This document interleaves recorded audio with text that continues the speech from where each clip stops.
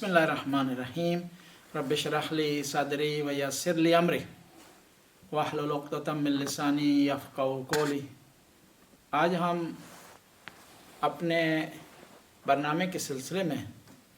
एक ऐसी शख्सियत के पास पहुँचे हैं और उनसे बातचीत करेंगे और उनके इल्म से इस्तिफ़ादा करेंगे। रहबर मुअज़्ज़म इरशाद फरमाते हैं कि एक आलिम दीन के लिए 3 खुसूसियात का होना ज़रूरी है ताकि दुनिया और दीन में कामयाब हो सके और दीन की तबलीग का सबब बन सके। एक्टिव हो, फ़आल हो, सुस्ती और कायली को अपनी ज़िंदगी में ना आने दे, पाक दामन हो, तकवा रखता हो, हलाल और हराम का ख्याल रखता हो, वाजिबात को बजा लाता हो, मुहर्रमात से परहेज़ करता हो, या फ़िक़्ह की ज़बान में आसान कर दूँ आदिल हो। तीसरी खुसूसियत इल्म से उसकी ज़िंदगी भरपूर हो, इल्म को अच्छी तरह हासिल करे, उसकी तह तक जाए, उसकी गहराइयों तक जाए, उसकी वुसअत को बढ़ाए और फिर उस अपनी ज़िंदगी में उस अपने इल्म को अमली जामा पहनाए। यही खुसूसियात के हामिल एक आलिम दीन है, नॉर्वे में रहते हैं, खुदा के रास्ते में उन्होंने हिजरत की, इल्म को हासिल किया और उस इल्म को तकवा के ज़रिए लोगों तक पहुँचाने की कोशिश की, दिन रात मेहनत की। न फ़कत इल्म था, न फ़कत तकवा था, बल्कि दर्द दीन रखते थे। इमाम खुमैनी फरमाते हैं कि आलिम दीन को इल्म दीन के अलावा दर्द दीन रखना ज़रूरी है। अगर इंसान के पास इल्म का पहाड़ हो, इल्म के समंदरों में गोतावर हो, उसकी गहराई तक पहुँचे, मालूमात का अंबार हो, लेकिन अपने इल्म को अमली जामा ना पहना सके, इल्म पर अमल ना कर सके, इल्म को लोगों तक ना पहुँचा सके, तो उसका कोई फ़ायदा नहीं। हमारे दरमियान है सैयद शमशाद हुसैन, अल्लामा हुज्जतुल इस्लाम सैयद शमशाद हुसैन रिज़वी साहब। ये दिलसोज हैं, मेहनत इन्होंने की है, इल्म हासिल किया है और इल्म को लोगों तक पहुँचाने की कोशिश की है। इल्म दीन के साथ दर्द दीन भी रखते हैं। मिसाल के ज़रिए अर्ज़ करूँगा, 2012 का वाक़या कि डेनमार्क से फ़ोन आया कि यहाँ एक मोमिन फ़ौत हो गई और उनके लिए उनकी तकफ़ीन, तग़सील, तदफ़ीन के लिए आलिम दीन ने इत्तेफाक से उस वक्त मेरे पास वीज़ा नहीं था, तड़प रहा था कि जाऊँ फरीज़ा अंजाम दूँ। तो इसी असना में अल्लामा हुज्जतुल इस्लाम सैयद शमशाद रिज़वी साहब से बात हुई तो फरमाने लगे, तहकीक करके बताएं कि वाकन वहाँ डेनमार्क में आलिम दीन कोई नहीं है, तो मैं हर हालत में हर लिहाज से तैयार हूँ कि मैं ये फरीज़ा अंजाम देने के लिए जाऊँ। यहाँ पर तदफ़ीन, तकफ़ीन, तग़सील की एक कंपनी है अल खिदमत के नाम से, उसमें एक ड्राइवर हैं वासिफ उनका नाम। कहने लगे कि हमने जब भी फ़ोन किया अल्लामा शमशाद रिज़वी साहब को तो वो आए हैं, हमने पैसों की उन्हें पेशकश की तो उन्होंने कहा नहीं, ये फरीज़ा है, फ़र्ज़ है, वाजिब है मेरे लिए कि मैं ये काम करूं और इसके लिए मेरे लिए पैसे लेने जायज़ नहीं। अल्लामा शमशाद रिज़वी के कारनामों में से एक इत्तेहाद बैन मुस्लिमीन है, उलमाए शिया और अहले सुन्नत के दरमियान इत्तेहाद की फ़ज़ा कायम करना। तो मुझे जुमला याद आता है सैयद नेमत अली शाह बुखारी का कि जब तक सैयद शमशाद रिज़वी नॉर्वे में हैं तो कभी भी शिया सुन्नी के दरमियान फूट नहीं बनेगी, फूट नहीं पड़ेगी, तफरका नहीं पड़ेगा, दूरियां नहीं होंगी। इंशाअल्लाह ये शिया और सुन्नी मुत्तहद होकर इस्लाम का प्रचार करेंगे। एक्टिविटीज, फ़आलियत, पंक्चुअलिटी, दर्द दीन की एक और मिसाल अर्ज करूँगा। इन्होंने नहीं देखा कि मैं सफ़र से आया हूँ या सफ़र पर जा रहा हूँ, बीमारी है, मुश्किलात हैं, जहाँ भी फरीज़ा समझा है वहाँ पर पहुँचने की कोशिश की। मुझे याद है एक प्रोग्राम के लिए सीधे एयरपोर्ट से अंजुमन हुसैनी में तशरीफ़ लाए, वरना होता है कि इंसान थका हुआ है, सफ़र की मुश्किलात और सोबतें बर्दाश्त करके आ रहा है, उसे रेस्ट की, आराम की, आसाइश की ज़रूरत होती है। लेकिन इन्होंने दीन को, मज़हब को, दीन की तबलीग को, हर चीज़ पर मुकद्दम रखा। آپ کے کارناموں میں سے مسجد توحید ہے۔ یہاں ناروے میں ایک چھوٹا سا سینٹر اسٹیبلش کرنا، اس کو بنانا، اس کو صحیح طریقے سے چلانا آسان کام نہیں، لیکن اتنی بڑی مسجد، شیعہ کی واحد مسجد اوسلو کے وسط میں قائم کرنا، اس کو ایکٹر رکھنا، اس کو فعال رکھنا، اس میں متنوع اور مختلف قسم کے مختلف سلیقوں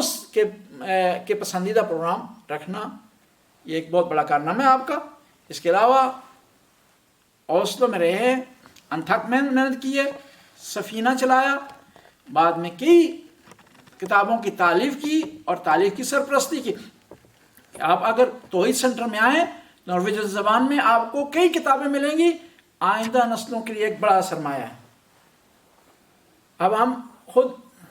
جو ہے وہ علامہ صاحب کی طرف آتے ہیں اور ان سے سوال و جواب کا سلسلہ شروع کرتے ہیں۔ علامہ صاحب، آپ سے درخواست ہے کہ آپ سب سے پہلے اپنا تعارف کروائیں، اور تعارف میں جو چیزیں میں بیان نہیں کر سکا وہ بھی بیان کریں، کیونکہ تحدیث نعمت سے خداوندی سے متعلق بات چیت کرنے میں کوئی حرج نہیں۔ بسم اللہ الرحمن الرحیم، الحمد للہ رب العالمین، والصلاة والسلام علی سیدنا و نبینا مولانا ابی القاسم محمد، اللہم صلی علی محمد وآل محمد وآل بیتہ الطیبین الطاہرین المعصومین، لا سیما علی بقیت اللہ المنتظر، اللہم صلی علی محمد وآل محمد واللعن الدائم علی اعدائہم اجمعین۔ برادر محترم، حجت الاسلام والمسلمین جناب ڈاکٹر سید زوار حسین نقوی شاہ صاحب کی مہربانی اور محبتوں کے شکر گزار ہیں، جو انہوں نے اس وقت کو ہمارے لیے معین کیا، اور پھر آپ زحمت کر کے تشریف لائے، اور اتنی مقدماتی گفتگو آپ نے جو فرمائی ہے۔ بہرحال میں اس لائق تو نہیں ہوں، کوشش یہی ہے کہ کچھ خدمت کی جائے۔ بہرحال جو کچھ آپ نے فرمایا ہے، اللہ آپ کو جزائے خیر دے۔ بندے حقیر سید شمشاد حسین رضوی ہندوستان کے صوبہ اتر پردیش، اس میں ایک ڈسٹرکٹ ہے بلرام پور نام کے، اور اس میں ایک تحصیل اور نگر پالیکا بنام اترولہ۔ میرا شہر جو ہے اترولہ ہے، دیہات سے میرا تعلق نہیں ہے، لیکن بہرحال اگر ہوتا تو کوئی حرج نہیں۔ اس میں کہنے کا مقصد یہ ہے کہ میں اترولہ شہر کا رہنے والا ہوں، جو وہاں کے نیپال بارڈر سے 70 کلومیٹر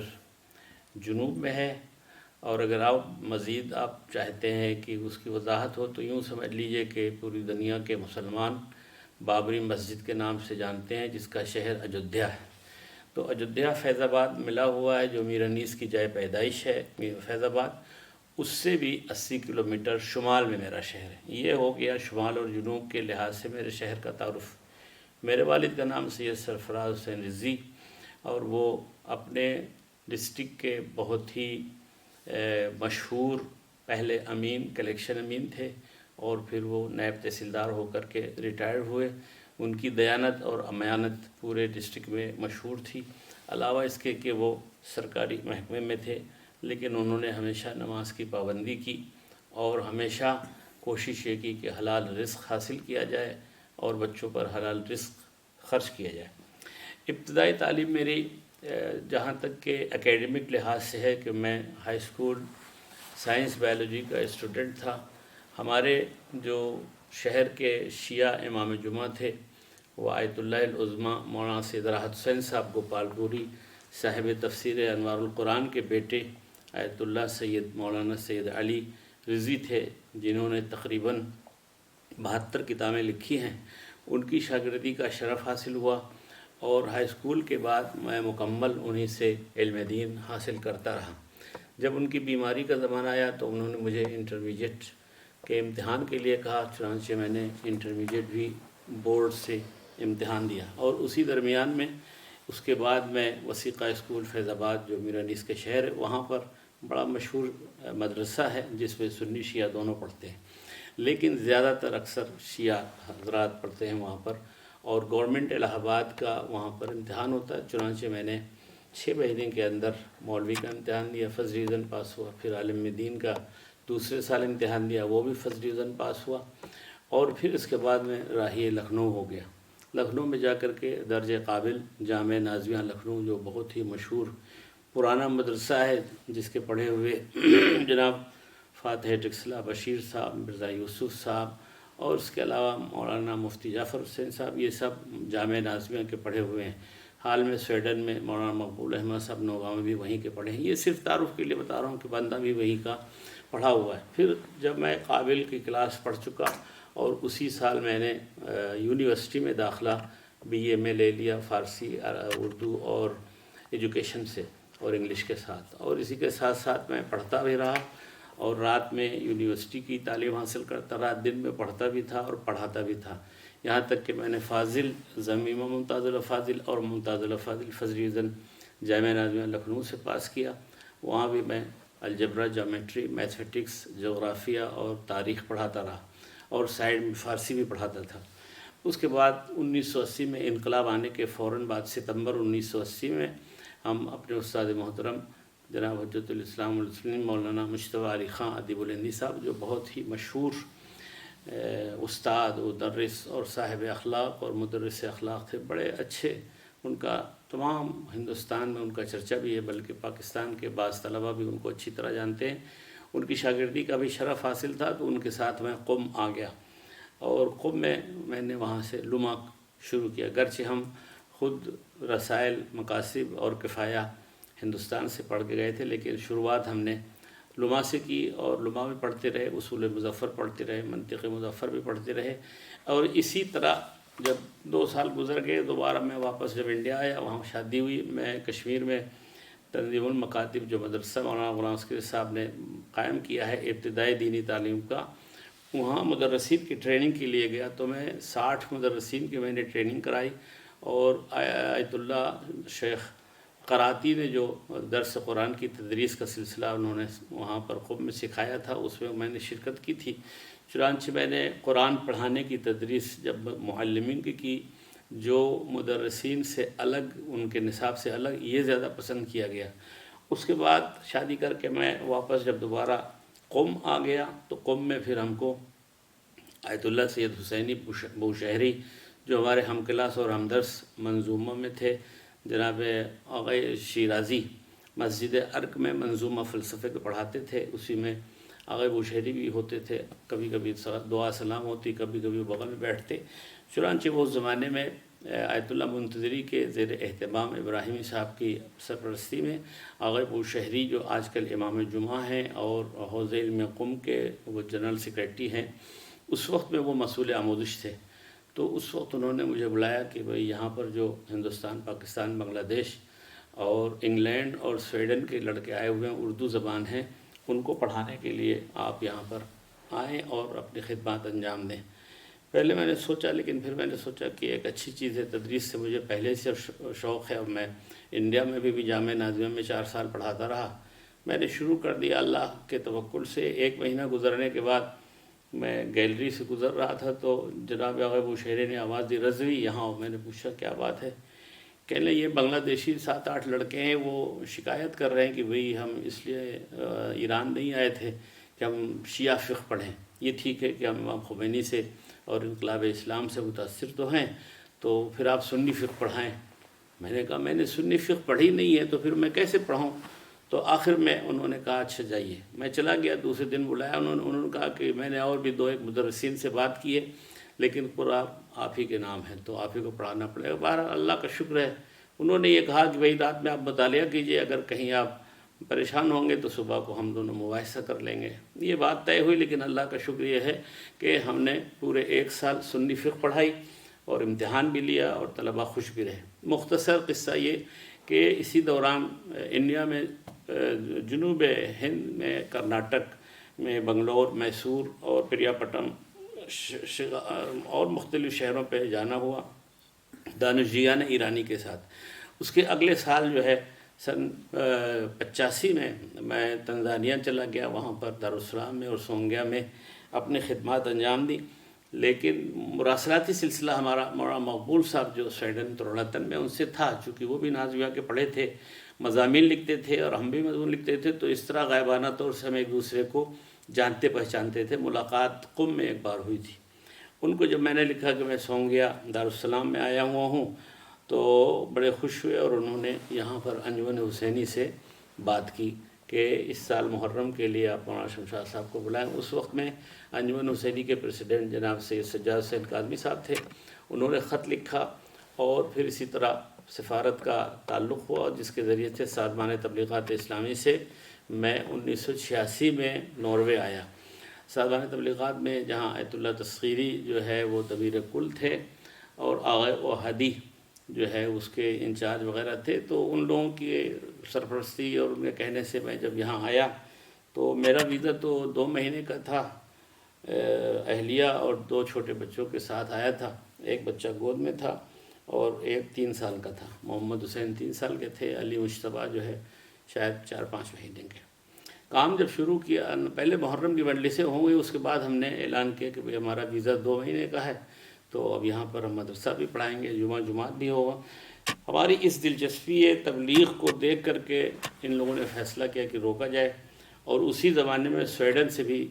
میسٹا جماعت سے بھی میری دعوت تھی، لیکن خیر انتظامیہ نے پکا فیصلہ کیا کہ ہم آپ کو سویڈن نہیں جانے دیں گے، آپ یہیں رکیں۔ جب یہاں پر پولیس سے اجازت کی بات کی گئی تو پولیس نے ویزے کا انکار کر دیا۔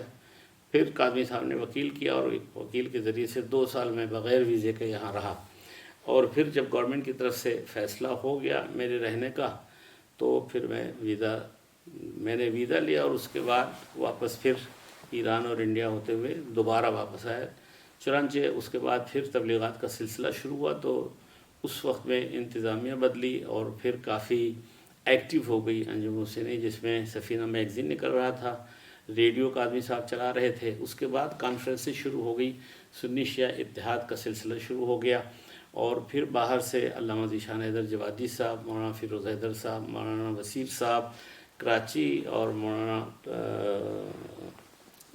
رضی جعفر صاحب، اور اس کے علاوہ سبت جعفر صاحب، یہ لوگ سب آتے رہے، اور ہر سال ایک اتحاد بین المسلمین کی سیرت کانفرنس انجمن حسینی کی ہوتی تھی۔ جس وقت میں سفینہ میگزین نکلنے لگا، امریکہ سے اور افریقہ سے لوگ خط بھیجتے تھے کہ یہ کون سی تنظیم ہے جو اتنی ایکٹیو، اتنی فعال ہے، کتنے لوگ ہیں ان کے پاس کتنا پیسہ ہے۔ حالانکہ ایسا کچھ نہیں تھا، یہاں پر بس چند مومنین اس میں تھے، اور کام زیادہ تر کراچی پاکستان میں سبت جعفر صاحب کی محنتوں اور رضی جعفری صاحب کے بھائی کی محنتوں کی وجہ سے سفینہ میگزین نکلا۔ ایک بات یہ ڈاکٹر صاحب کو بتاتا چلوں کہ یہاں پر ٹی وی ہم نے چلایا تھا، جو آج کل آپ اہل بیت ٹی وی یا ہدایت ٹی وی یا جتنے بھی ٹی وی آپ شیعہ دیکھ رہے ہیں، سب اس سے بہت پہلے 1990 میں جب میں انجمن حسینی میں تھا، تو 1990 سے 1993 تک جو ہے وائس آف اسلام کے نام پہ ٹی وی تھا، اور یہ وائس آف اسلام اوسلو کے ارد گرد 70 کلومیٹر کے اندر تھا۔ چونکہ ہمارے پاس امکانات نہیں تھے، لیکن اس لحاظ سے بس اتنا یہ تھا کہ جو ہے وہ ٹی وی چل سکے۔ اس میں ہمارا اور علامہ مشتاق احمد چشتی صاحب کا بڑا اچھا تعاون رہا، اور ہم دونوں نے آپس میں یہ طے کیا تھا کہ کسی بھی اختلافی مسئلے کو نہ آپ چھیڑیے گا اور نہ ہم چھیڑیں گے۔ چنانچہ ہمیں یاد ہے کہ ٹی وی کے ذریعے سے 2 باتیں صرف اطلاع عرض ہے، جیسا کہ ڈاکٹر صاحب نے کہا، ہم بنعمت ربک فحدث، اللہ کی نعمتوں کو بیان کرو۔ میں سادے لباس میں جب کبھی بازار میں گرون لینڈ جاتا تو اکثر لوگ کہتے یہ ٹی وی پر تھا، یہ ٹی وی پر تھا۔ ہوا کیا تھا کہ ہم نے اہل بیت کے فرامین کو عمومی طور سے، مثال کے طور سے صدقہ دینے کے کیا ثواب ہیں، اسی طرح پابندیاں نماز کے بارے میں، اسی طرح نفقات واجبہ اور نفقات مستحبہ کے بارے میں جو گفتگو کی، تو کافی لوگوں نے پسند کیا۔ ایک جگہ میں فاتحہ کے لیے گیا تھا برادران اہل سنت کے، تو انہوں نے یہ کہا کہ میں نے آپ کو دیکھا ہے، کچھ آپ ایسے پہنے ہوئے تھے ٹی وی کے اوپر۔ ہم نے کہا خیریت، میں ہی ہوں۔ تو کہنے لگے میں آپ کا پروگرام ضرور دیکھتا ہوں مولانا، مجھے ٹائم نہیں ہے کہ میں مسجد جاؤں اور کیا کروں، میں کام کرنے کے بعد سو جاتا ہوں، لیکن جب آپ کا پروگرام آتا ہے تو میری بیوی مجھ کو اٹھاتی ہے اور چلاتی ہے، جگاتی ہے اور کہتی کہ آؤ پروگرام آ گیا، تو آپ گھر میں آ کر کے مجھ کو تعلیمات سے دیتے اور آپ کی اردو سے بھی ہم فائدہ اٹھاتے ہیں۔ بہرحال یہ ایک مختصر سی داستان انجمن حسینی کے حوالے سے تھی۔ پھر بہرحال ایک سلسلہ آگے بڑھتا گیا، عراقی، ایرانی اور غیر پاکستانی لوگ بڑھتے چلے گئے، جنگ ایران عراق کی وجہ سے، جنگ افغان کی وجہ سے، تو پھر اس کی وجہ سے اتنا نہیں تھا کہ ایک مرکز میں سب سما سکیں، تو پھر دوسرے مرکز کا وجود آیا جس میں غیر پاکستانی، بہرحال جس میں عراقی، لبنانی اور انڈین اور سویڈش، نارویجن،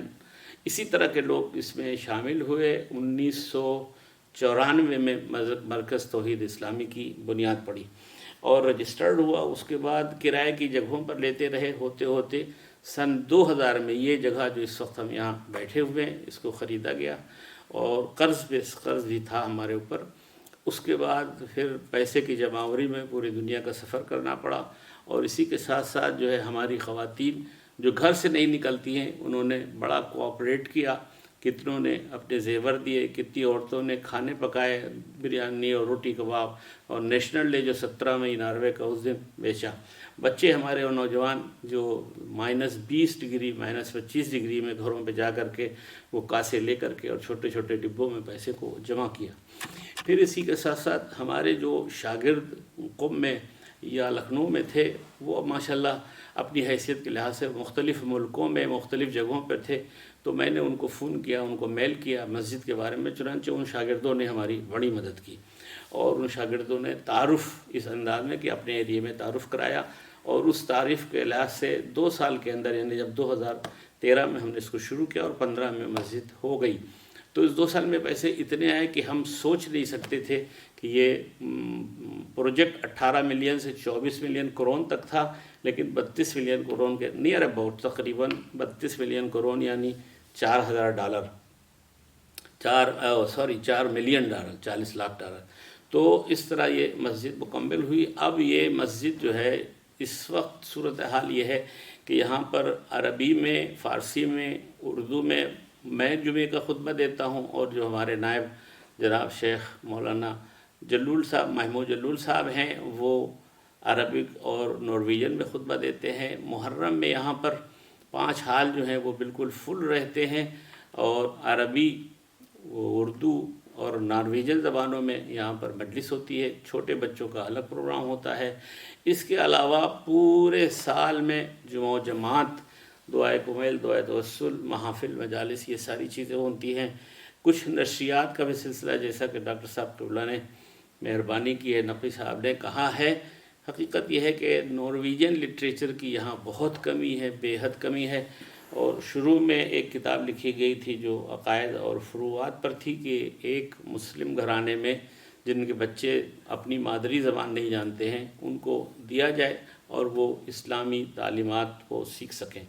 پھر اس کے بعد مفاتیح الجنان کا منتخب ترجمہ ہوا، اور وہ بھی ہاتھوں ہاتھ ختم نہ معلوم جناب شیخ عباس قمی کی کتنی خلوص نیت تھی کہ جیسا کہ ان کا پہلا ہی ایڈیشن ہاتھوں ہاتھ ختم ہوا، یہاں بھی ان کا نارویجن ترجمہ ہاتھوں ہاتھ ختم ہوا، حالانکہ دوسری کتابیں موجود ہیں لیکن مفاتیح الجنان ختم ہو گئی۔ اب اس کے بعد سے پھر محرم پہ ایک کتاب چھپی، اس کے بعد سے نماز پہ کتاب چھپی، اور حال میں اب اس سال جو ہے وہ نارویجن زبان میں دوبارہ مفاتیح کو کچھ بڑھا کر کے اس کو چھاپا گیا ہے۔ اس کے ساتھ ساتھ اور بھی سلسلہ چل رہا ہے۔ قرآن کا 4 پارے کا ترجمہ ہو چکا ہے،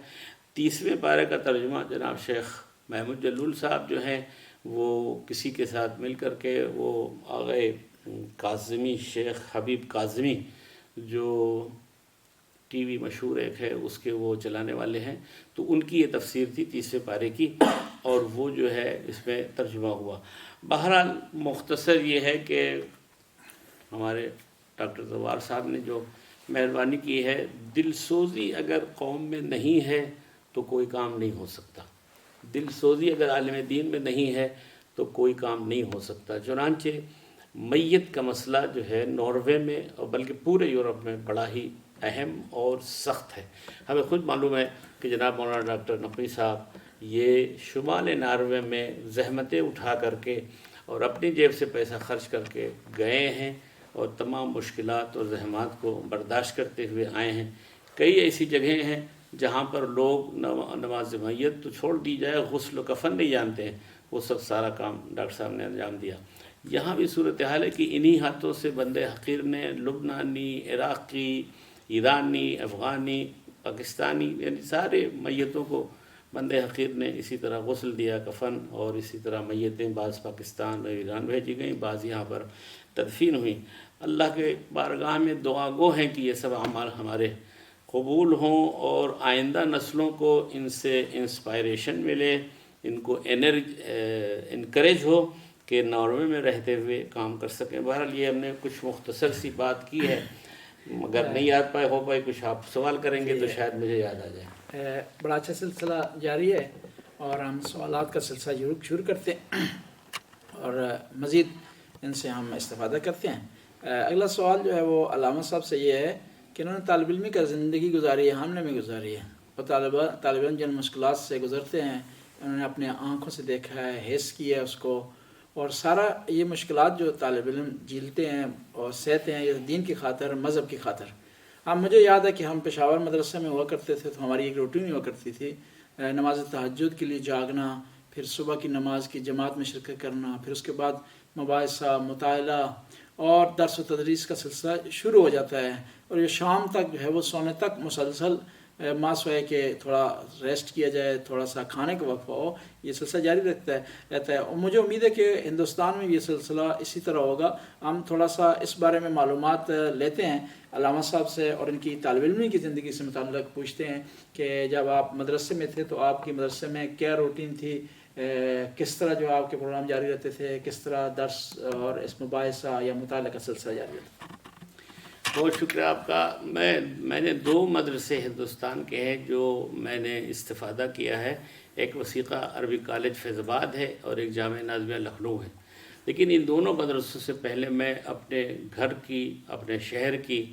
ابتدائی تعلیم کے بارے میں عرض کروں، جو میں نے آپ سے عرض کیا، ہمارے استاد تھے مولانا سید علی صاحب قبلہ گوپال پوری، جو مولانا راؤ حسین صاحب کے بیٹے تھے، اور آپ ان کو اچھی طرح جانتے ہیں تفسیر کے لحاظ سے، جو خود تو آپ اس کے ڈاکٹریٹ آپ نے کیا ہے تفسیر کے بارے میں۔ تو بہرحال انہوں نے بھی تفسیر لکھی، تفسیر رموز التنزیل ان کا نام ہے، 3 یا 4 جلدیں ہیں۔ یہ اتنے باعمل عالم تھے، اتنے زاہد اور متقی تھے کہ ان کا کوئی جواب نہیں تھا، اور تمام علماء ہندوستان کی زبان پر رتب اللسان لوگ جانتے ہیں کہ مولانا سید علی صاحب کیسے تھے۔ علاوہ اس کے کہ انہوں نے اپنے باپ کی میراث پائی تھی، علمی لحاظ سے واقعی وہ طاق تھے، اور ان کی ایک مشہور کتاب ہے الفرقۃ الناجیہ، شاید ہم نے، اگر آپ نے وہ دی یا نہیں دی ہے تو انشاءاللہ حاضر کی خدمت کریں گے۔ ایک وہ کتاب ہے جو تاریخ و مناظرہ اور مختلف چیزوں کا ایک مجموعہ ہے کہ ایک انسان اگر پڑھے، عشر محرم کے لیے ایک طالب علم کے لیے وہی ایک کتاب کافی ہے۔ میں اس لیے کہہ رہا ہوں، پہلے مولانا کا تعارف ہو، ان کے پاس میں نے سن 70 سے